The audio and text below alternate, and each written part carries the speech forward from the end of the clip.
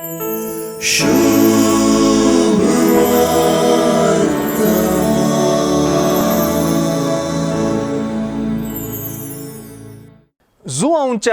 14व्या अध्यायाचे सुरवातेर तुम्ही कळवळचे नाही, देवाचेर विश्वास दवरा, मुजेरी विश्वास दवरा म्हणलो जेजू.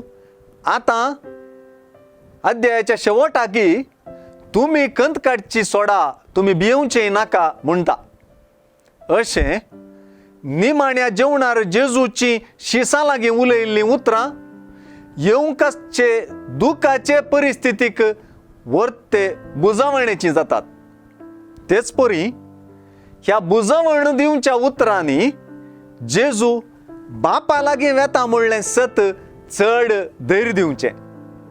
देखूनच जेजू, तुमकां म्हजो मोग आसा जाल्यार हांव बापा सरशीन वेता म्हणून आयकून तुमी संतोष पावतल्यात, कित्याक बाप म्हजे प्रास व्हरतो म्हणटा.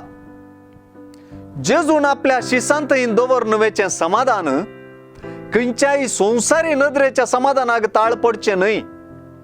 हें समाधान साल्वासांवाक वा जेजू मुखांद्रेवचे बाचेवेकच बोट करता. संवसाराचो अधिपती सैतानाक जेजूचेर कसलोच अधिकार ना, तरी आपणें मरण सोसूंक आसा म्हणलें जेजू जाणा, आनी मरणी आपूण बापाचो मोग करता म्हणच्याक रुजवात जावन तो फुड करता. अशें आपणें मरण सोंसचें बापाच्या मोगान. तेच परी शिसांनी जेजूच्या मोगान बरोवन तांच्या मेस्त्री जेजून आपल्या बापा लागीं वेच्या विशीं संतोष पावूंक जेजू उलो दिता. दुखांत संतोष पावूंक मोगा वरवीं मात्र साद जाता.